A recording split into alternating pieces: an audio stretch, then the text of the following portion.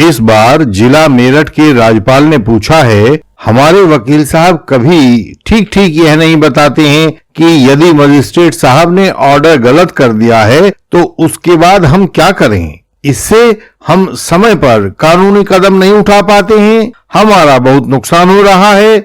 ऐसे ही रिवीजन करते हैं तो वहां जाते नहीं है और रिवीजन खारिज हो जाती है। बहुत दुखी हैं हम लोग, कुछ रास्ता सुझाओ कि हम खुद क्या कर सकते हैं। क्या हम वकील साहब की कंप्लेंट कर दें? राज्यपाल सबसे पहले बात करते हैं सबसे बाद के सवाल की। वकील साहब की कंप्लेंट ना करो तो ज्यादा अच्छा है। आप दोनों के बीच मनमुटाव बढ़ेगा, सहयोग में कमी आएगी और आखिरकार यह भुगतना आपको ही पड़ेगा। आपका ही केस बिगड़ने की संभावना रहेगी। तो कंप्लेंट ना करो तो अच्छा है। एडवोकेट और क्लाइंट को मिलकर ही आगे बढ़ना होता है। रास्ता आप लोग तलाश करो। यह चेक कर लेना कि वकील साहब की फीस वगैरह तो समय पर उनके पास जा रही है ना। कहीं ऐसा ना हो कि फीस ना जा रही हो और आप कंप्लेंट से काम करवाना चाहते हो।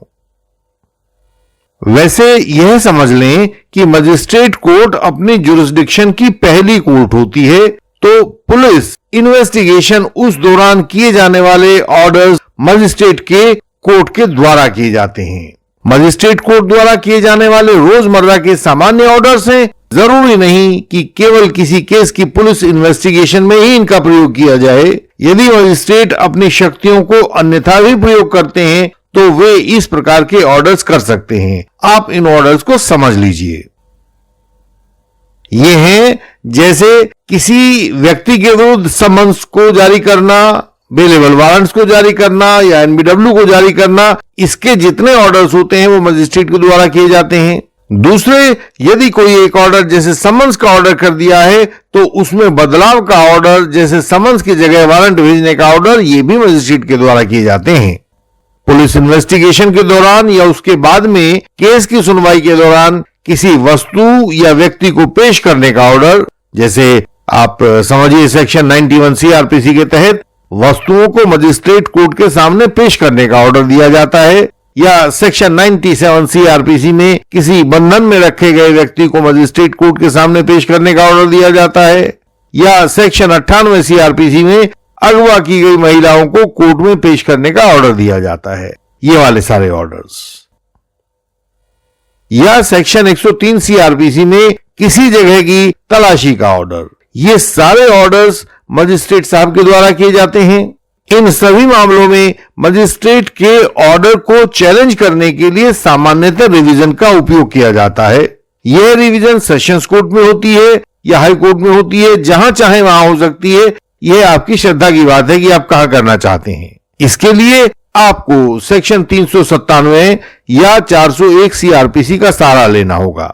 और अगर आप चाहें तो इसी बात पर हमारी कुछ पहली वीडियोस इस चैनल पर रखी हुई हैं, आप उनको भी देखकर उनसे सहायता ले सकते हैं। इंडियन लीगल सिस्टम के पास झूठे गवाहों को तोड़ने के बहुत सारे कानूनी औजार हैं। बिना झूठे गवाहों को तोड़े आप फॉल्स एलिगेशन पर विजय नहीं पा सकते हैं। बाद में जीवन भर पछताते रहने से अच्छा है कि झूठे गवाहों को तोड़ने में इंडियन लीगल सिस्टम की विशेषज्ञता का सहारा लिया जाए। इंडियन लीगल सिस्टम के मेंबर बने और यह सहायता पाएं। हम आपको यह समझाना चाहते हैं कि यदि मजिस्ट्रेट इस प्रकार के ऑर्डर करता है तो उन ऑर्डर्स का क्या उपचार है। यदि आप ऑर्डर से परेशान हैं तो आपके उसके खिलाफ क्या करना चाहिए, यह हम आपको बता रहे हैं। तो जैसे ऊपर वाले रोजमर्रा के ऑर्डर्स बताए थे, उसके बाद में ऐसे मजिस्ट्रेट के द्वारा किए जाने वाले ऑर्डर्स होते हैं जो पुलिस इन्वेस्टिगेशन के दौरान किए जाते हैं। उनको भी समझ लीजिएगा कि वो कौन कौन से ऑर्डर होते हैं। आरोपी का पुलिस या जुडिशियल रिमांड का ऑर्डर हो या दूसरे मजिस्ट्रेट के पास ले जाने का ट्रांजिट रिमांड का ऑर्डर हो, ये भी मजिस्ट्रेट के द्वारा किए जाने वाले ऑर्डर्स हैं। पुलिस इन्वेस्टिगेशन के दौरान पॉलीग्राफ करवाना हो अक्यूज्ड का, या उसका नार्को टेस्ट करवाना हो, या उसका वॉइस सैंपल लेना हो, या उसका हैंडराइटिंग टेस्ट का ऑर्डर दिया जाना हो, तो ये सारे के सारे काम भी मजिस्ट्रेट के द्वारा किए जाते हैं और पुलिस इन्वेस्टिगेशन के दौरान किए जाते हैं। अगला है पुलिस इन्वेस्टिगेशन के ऊपर सामान्य सुपरिंटेंडेंस के ऑर्डर, जैसे सर्च वारंट जारी करना, NBW जारी करना, सेक्शन 82 या सेक्शन 83 CRPC के तहत कुर्की वारंट के ऑर्डर्स करना।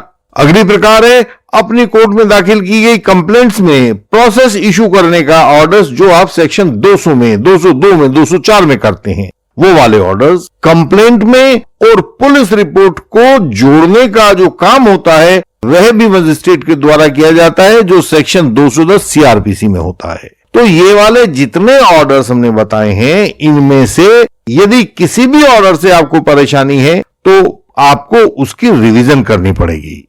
उस ऑर्डर की रिवीजन करेंगे तो वह सेशंस कोर्ट में की जाएगी। और तरीका क्या होगा, जो अभी हमने पिछले तरीके से बताया कि सेक्शन 397 में या 401 CRPC में आप उस रिवीजन को करेंगे। यदि सेशंस कोर्ट के ऑर्डर से भी आप संतुष्ट नहीं हैं तो उसके बाद आपको हाई कोर्ट में जाना होगा। यदि आप सेशंस कोर्ट में पहली रिवीजन के बाद हाई कोर्ट में जाते हो तो कोर्ट से लीनियंसी की मांग कर रहे हो, तो ऐसे में आपको सेक्शन 482 CRPC लगानी होगी। सेक्शन 482 CRPC में हाई कोर्ट के पास न्याय करने की वही शक्तियां होती हैं जो सेक्शन 151 CPC में सभी सिविल कोर्ट्स के पास होती हैं। सेक्शन 482 CRPC में हम हाई कोर्ट की न्यायिक शक्तियों का आह्वान करते हैं, सब हमारे साथ अन्याय हो रहा है, न्याय करने के लिए ये वाला ऑर्डर पास कर दीजिए, और वो करते हैं सुनकर आपकी। अब यदि इसमें जुडिशियल ऑफिसर के द्वारा त्रुटिपूर्ण आचरण किया गया हो कोर्ट में, या हाई कोर्ट या सुप्रीम कोर्ट के निर्देशों की अवज्ञा की गई हो, तो आपको रिट जुरिस्डिक्शन में जाना चाहिए। यह रिट आर्टिकल 226 के तहत फाइल की जाती है, वही सभी हाई कोर्ट्स की रिट का उद्गम स्थल होता है। लेकिन यदि उसमें जुडिशियल ऑफिसर्स के ऊपर हाई कोर्ट की सुपरिंटेंडेंस की ताकत को भी आह्वान करना हो तो आप उसको लिखेंगे under article 226 read with article 227 constitution of India. आपको ये वाले रिट हाई कोर्ट में लेकर जानी पड़ेगी, जिसमें जुडिशियल ऑफिसर के कोर्ट में बैठे होने के दौरान किए जाने वाले आचरण का भी सवाल हो। तो अंतर इसको समझ लीजिए कि 482 में क्या करना है और इस रिट जुरिस्डिक्शन में क्या करना है। सामान्य रूप से रिट और 482 में अंतर यह होता है कि रिट के मामले में नो एविडेंस रूल प्रभावी होता है। जो भी होता है वो सामने दिखाई दे रहा है, कोई बाहर से आपको एविडेंस लाके उसको साबित नहीं करना होता। जो बात एविडेंस के द्वारा साबित की जानी हो वहां रिट फाइल नहीं की जा सकती है। जबकि सेक्शन 482 CRPC में कोर्ट के द्वारा न्यायिक शक्तियों की बात की जाती है, न्याय हित की बात की जाती है, और इस न्याय हित में एक ऑर्डर लिए जाने की बात होती है। जैसे मजिस्ट्रेट के ऑर्डर को चैलेंज करने का अधिकार पहली बार तो रिवीजन के तहत मिल जाता है, लेकिन दूसरी बार रिवीजन का अधिकार उपलब्ध नहीं होता, क्योंकि एक ही रिवीजन आपको अवेलेबल होती है, वो चाहे हाई कोर्ट में करो चाहे आप उसको सेशंस कोर्ट में करो। तो अगर आप एक रिवीजन सेशंस कोर्ट में फेल हो जाने के बाद फिर हाई कोर्ट में जाते हैं तो यह हाई कोर्ट की न्याय करने की शक्ति होती है कि कोई भी ट्रायल गलत कानूनों के तहत ना चले। इसलिए जो दूसरा चैलेंज होता है मजिस्ट्रेट कोर्ट के ऑर्डर का, वह आप सेक्शन 482 CRPC में करते हो।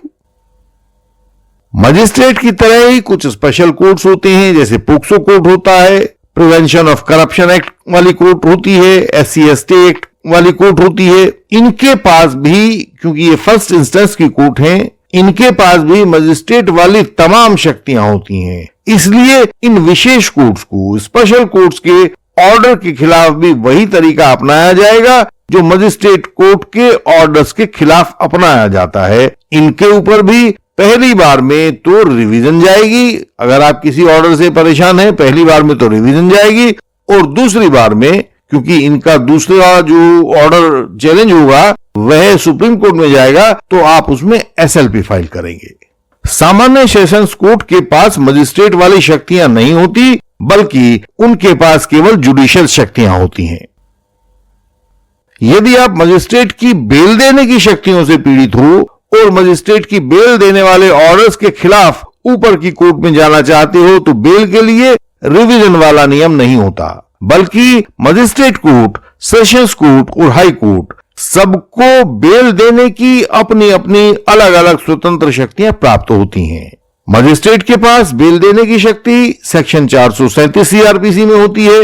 कई बार आप मजिस्ट्रेट द्वारा बेल ना दिए जाने से पीड़ित हो जाते हैं, तो ऐसी हालत में आप उस मजिस्ट्रेट के बेल ऑर्डर को खारिज किए जाने वाले आदेश को रिवीजन में नहीं ले जाते हैं, उसकी अपील भी नहीं करते हैं, बल्कि आप सेक्शन 439 सीआरपीसी में सेशंस कोर्ट में बेल की एप्लीकेशन लगाते हैं। सेक्शन 439 सीआरपीसी में सेशंस कोर्ट और हाई कोर्ट दोनों को भी किसी भी मामले में जमानत देने का अधिकार होता है, दोनों का अपना स्वतंत्र अधिकार होता है। लेकिन फिर भी जुडिशियल डिसिप्लिन के तहत यही माना जाता है कि पहले 439 सेशंस कोर्ट में लगाई जाए, नहीं मिलती है तो वही 439 फिर आप हाई कोर्ट में लगा सकते हैं। यदि गिरफ्तारी से पहले अग्रिम बेल के लिए आपको जाना है तो मजिस्ट्रेट के पास अग्रिम बेल देने की शक्ति नहीं होती। इसके लिए आपको सेक्शन 438 सीआरपीसी में सेशंस कोर्ट में जाना होता है, या आप इसी को लेकर हाई कोर्ट में भी जा सकते हैं। वैसे आमतौर से हाई कोर्ट यहां भी यही चाहते हैं कि पहले आप सेशंस कोर्ट में अपनी बात रखिए और वहां बात ना बने तब आप हाई कोर्ट तक उसको लेकर जाएं। ये हमने आपसे सभी सामान्य ऑर्डर्स की बात की है। अब हम ट्रायल के दौरान वाली मजिस्ट्रेट की शक्तियों का बखान करते हैं। जैसे किसी पक्ष का क्रॉस करने का अधिकार समाप्त कर देते हैं, एविडेंस गलत तरह से रिकॉर्ड करवा देते हैं, किसी एविडेंस को गलत आधार पर स्वीकार कर लेते हैं या अस्वीकार कर लेते हैं, तो इस प्रकार ट्रायल के दौरान किए जाने वाले शक्तियों के प्रयोग से, दुरुपयोग से यदि आप पीड़ित हो तो आपको ट्रायल कोर्ट के ऑर्डर के विरुद्ध रिवीजन में जाना होगा। यदि कोर्ट ने आपका एविडेंस बंद कर दिया है तो आप रिवीजन में जाएंगे। यदि कोर्ट ने आपका क्रॉस एग्जामिन करने का अधिकार समाप्त कर दिया है तो भी आप रिवीजन में जाएंगे। सबसे अंत में जब ट्रायल समाप्त हो जाता है तो फाइनल ऑर्डर यानी कि जजमेंट आता है कि यदि आरोपी या कंप्लेनेंट कोई भी जजमेंट से असंतुष्ट होगा तो उसे उस जजमेंट के खिलाफ अपील करनी होगी। दोषी पाए जाने पर जजमेंट के खिलाफ सेक्शन 374 सीआरपीसी में अपील की जाती है।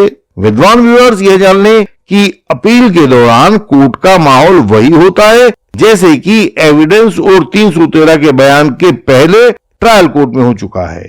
अब फाइनल आर्ग्यूमेंट तथा जजमेंट अब इस अपील कोर्ट में दोबारा से किए जाएंगे।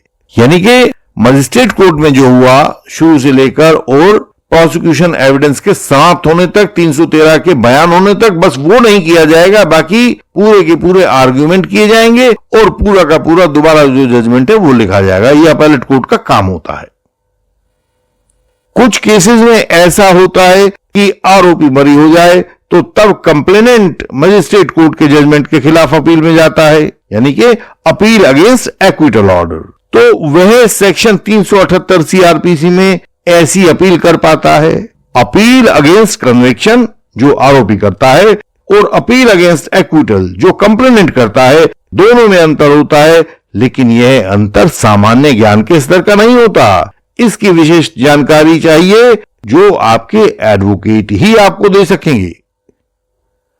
तो हमने आज आपको बताया कि मजिस्ट्रेट की कोर्ट के किसी भी ऑर्डर से अगर आप परेशान हैं, उससे पीड़ित हैं, तो आपको आमतौर से रिवीजन करनी होती है। कौन कौन से ऑर्डर होते हैं ये हमने आपको बताया, और अंतिम ऑर्डर के खिलाफ आपको अपील करनी होती है। वह अपील करने का तरीका भी आपको बताया।